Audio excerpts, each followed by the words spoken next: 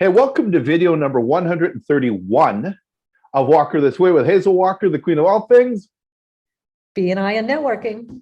I am Mark Simmons. Hazel Walker. I have the princess. Yeah, you are not alone.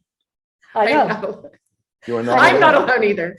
Yeah, I have the princess of all things B&I and networking. Yes. Who She's gonna be is taking my crown eventually?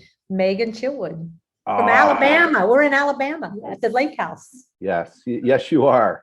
And Megan, great to have you here. I was just looking through our video collection, and you've been on Walker This Way once before. I have, and I looked much more glamorous that time. Much more glamorous. Yeah, we were all dressed up. We were in Warsaw, Poland at the global B&I conference. What, a year and a half ago now, I guess. 2 years ago. 2019. 2.5. 2019. Man, that's true. Well, a lot has happened since then, I think. Feels like 10 years ago. Yes. Yes. But thank you for joining us here today. This is pretty cool. So, we have the royalty together causing trouble up at the lake house. This is the lake house edition of Walker This Way. So I'm going to throw this out to both of you then. Here's the thing. Do you know what causes a lot of stress and drama when you mention these words in members? So part of the power of one is one referral per week, amongst other things. But it's the referral. What do you mean? Referrals are hard. How am I supposed to get a referral every week? That's like crazy talk. Well, that's why we're here.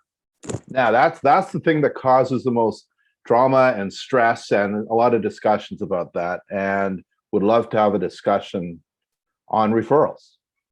So let me just bring a little, make it everybody feel better. Okay. In many franchises, it's 2 referrals a week. I even heard this week 3. Really? Yeah. So while you're having angst over 1, many places are doing 2 or 3 a week. So let's talk about how we can make that easier. If I had hair beforehand and you said, oh, you need to do 3 referrals per week, I would look like this after that. Absolutely. And I have to say, first of all, I completely agree with you.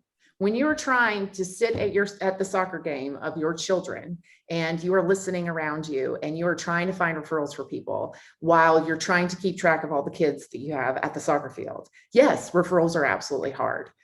So one of the things I'm super passionate about is how do we make things easier? How do we make things easier? And so what we're going to talk about today is how you can really make things easier for you. By not having to think about it while you're at the soccer game or while you're under some level of stress, right? But to proactively think about who am I going to refer. But you could also use this information outside BNI, right? If you were not a BNI member and you wanted to do the same thing, Absolutely. It's going to be extremely possible. Yeah. Beautiful. It's called the Lazy River. It is called the Lazy River.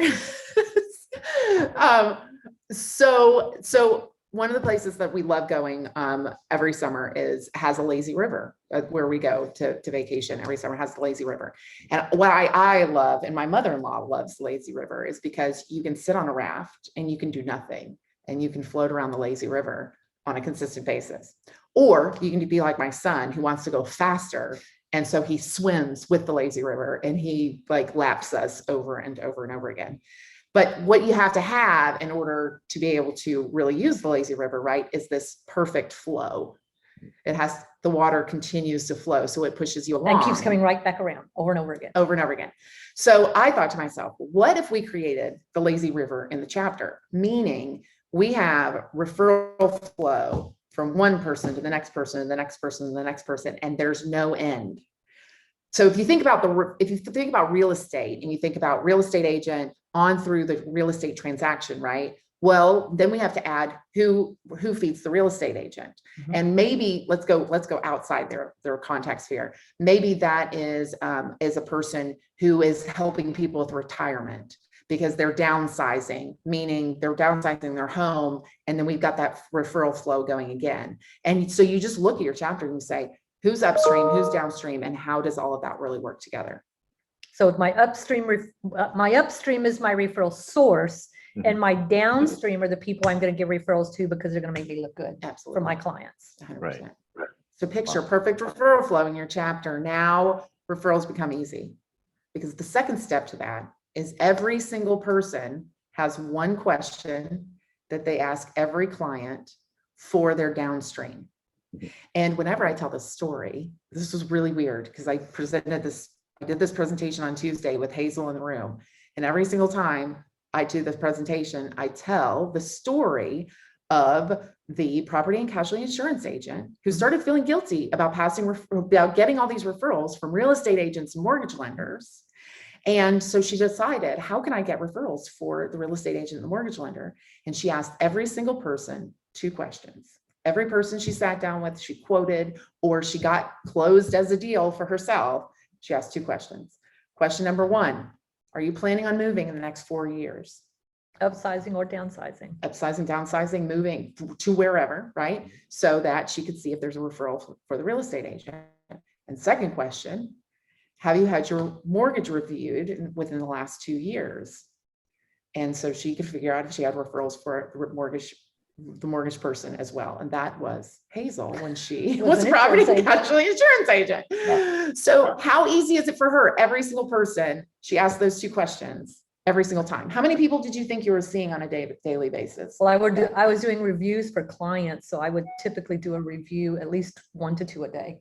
So 1 to 2 times a day, she's asking 2 simple questions, and she's finding out she's got a referral for the people. And for her case, her contacts here, because she was trying to feed them since they were feeding her so brilliantly. How easy is that? On my little checklist, ask 2 questions and I'm done. And they on the same time had the question to ask on my behalf. When have you had your insurance audited? Who is your insurance agent? When was the last time you heard from? So they would ask questions for me too. Right. And so she's 2 times a day, that's 10 times a week.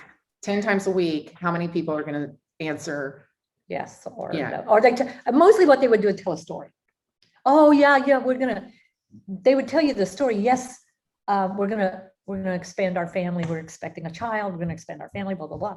Well, that was an easy one, right? So I could give it to the. I could even go further, right? To other people in the chapter as well. Yeah. So it was easy to take from their stories, is what they would tell me. Yeah. So, I love the lazy river analogy because, the opposite of stress is being lazy and relaxing. And it is kind of a relaxing flow when you're making it work. That's the lake house edition. Right? Yes. The lake house edition. The other thing is what you're saying is there's a real curiosity piece in there. So it's asking questions. A lot of times I know we get kind of really laser focused on the one person in front of us. And if it is the realtor, it's the realtor. And you may not think about asking someone who may want to connect you to a realtor, hey, also this. It's just focused on the one profession or the one thing. And what this opens up is kind of hey, here's another question you can ask them about another profession in your chapter at the same time, right? So take the blinders off, open up. But one of the things I noticed when she did the presentation, a lot of the members didn't have their upstream in the room with them. They weren't there. So what we actually do within the workshop is we actually ask everyone who's your upstream. We ask them to 3 upstream, 3 downstream. I capture all that information. And now when I come back, I check off all the people who are in the room, and then I highlight everyone who's not in the room that they asked for. So now now we know how to build the chapter by design. So everyone has their upstream and their downstream in play. And then we would review it again. If they were to fill all those seats, we would review it again just to be sure that every single person had their upstream and their downstream within the chapter. And now you've got, so the reason our members feel like it's hard is because they don't have their upstream and downstream. Like if these people were in the room with them, if they brought them in the room, they wouldn't feel that referrals were so hard. And that's the pain it's a visitor thing also.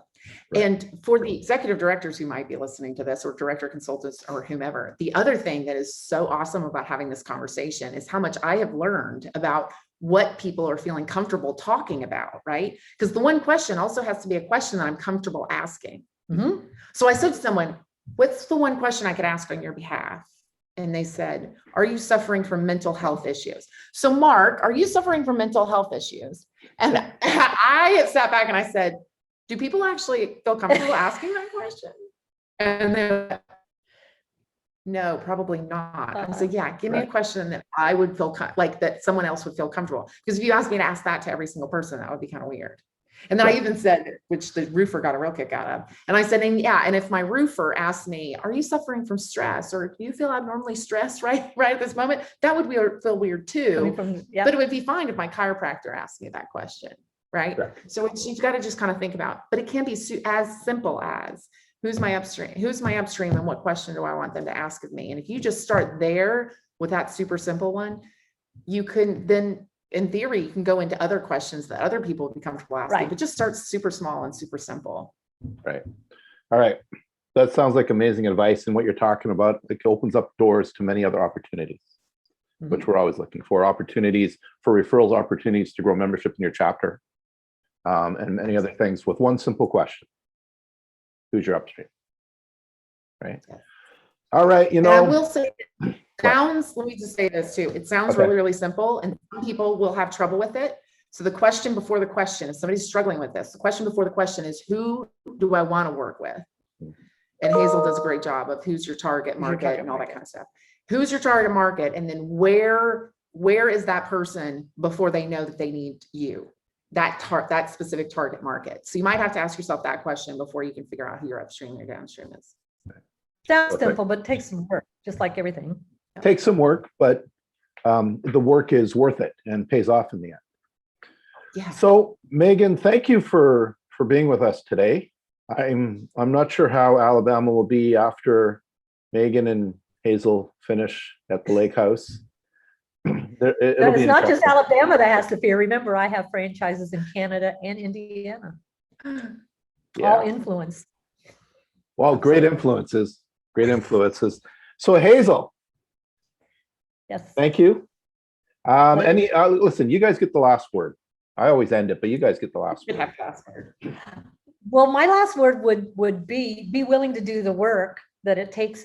Be willing to build your own lazy river. Don't think that everyone else is going to do that for you. Just be willing to do it. Once the lazy river gets going, you can spend time at the lake house and not worry about your referrals. There you go. Great stuff. Thank you, Megan and Hazel. Till next time. Bye.